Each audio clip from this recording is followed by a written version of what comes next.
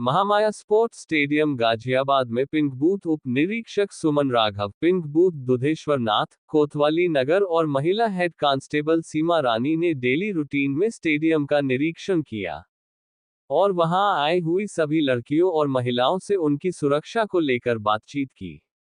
इसी दौरान उन्होंने प्रभारी जिला खेल अधिकारी पूनम बिश्नोई से भी मुलाकात की और पूनम बिश्नोई ने मिशन शक्ति के अंतर्गत उनके इस कार्य के लिए सभी महिला कर्मी और सरकार की सराहना करते हुए अपनी तरफ से शुभकामनाएं दी।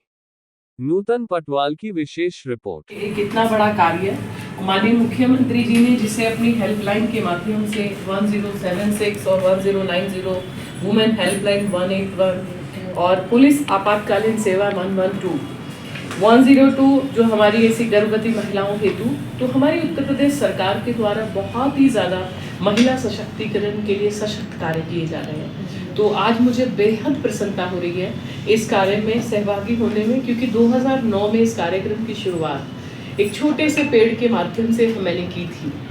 माननीय नवदीप रेणवा जी उस समय डीएम थे मेरठ के, और 14,000 बच्चियों को आत्मरक्षा की सामूहिक ट्रेनिंग देकर इस कार्यक्रम की वहाँ पर एक समापन रहा था। और पूर्व में इस जियो को इनसे पूर्व के मुख्यमंत्री के समय में ये जो है निवेदन किया गया, और माननीय मुख्यमंत्री जी जो प्रेजेंट में है उन्होंने इसे स्वीकार किया, और अभी ये जन जन की चेतना का एक स्वरूप बन गया है।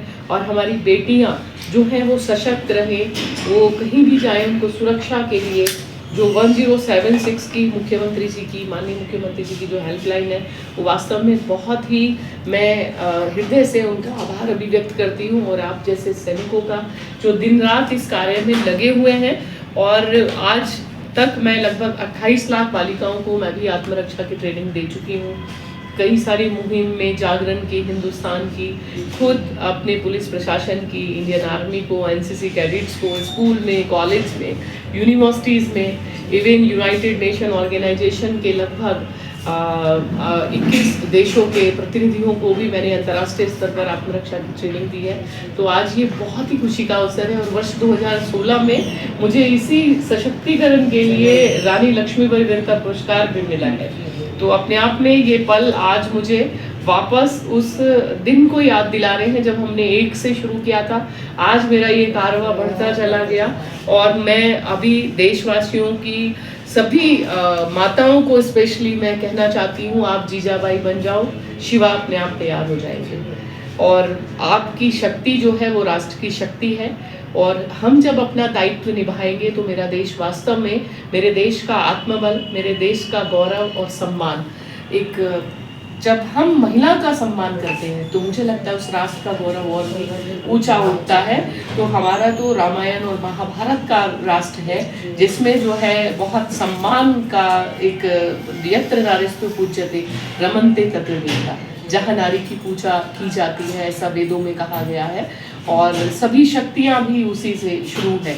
तो मुझे तो बहुत खुशी हो रही है, और मैं आप दोनों को इसके लिए बहुत सारा साधुवाद देना चाहती हूँ, और अपने जिला प्रशासन को भी, और माननीय मुख्यमंत्री जी को भी, और सभी प्रेस बंधुओं को भी जो इस मुहिम को जन जन तक पहुँचाएंगे।